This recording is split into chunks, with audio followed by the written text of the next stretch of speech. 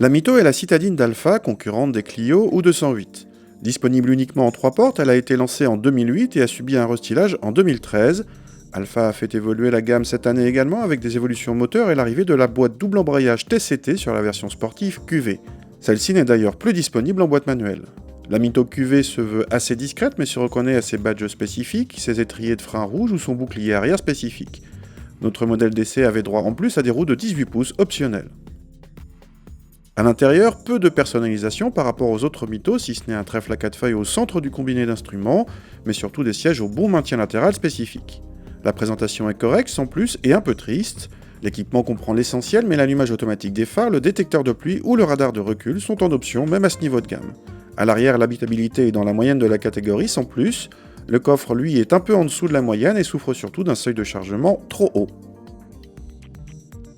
Avec 170 chevaux sous le capot, dans cette citadine, on est en présence d'une petite sportive. Toutefois, la Mito QV accuse un petit déficit de puissance vis-à-vis des Clio RS 208 GTI ou Fiesta ST. Elle est donc un peu moins à l'aise face au chrono, même si cette version TCT gagne 2 dixièmes au 0 à 100 par rapport à la boîte manuelle. La boîte semble un peu hésitante parfois, mais devient plus convaincante quand vous passez le DNA sur D comme dynamique. L'accélérateur devient alors sensible, mais on s'habitue.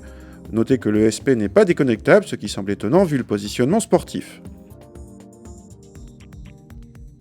Côté châssis, notre voiture avec roue de 18 pouces s'est montrée ferme. En contrepartie, elle ne prenait que peu de roulis. À noter d'importantes pertes de motricité sur le mouillé en ligne droite et paradoxalement, une meilleure traction roue braquée grâce à l'intervention du système Q2, sorte d'autobloquant mais électronique, pas mécanique.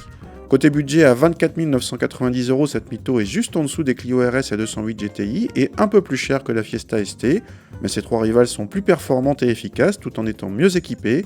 En contrepartie, la Mito est la plus sobre du lot.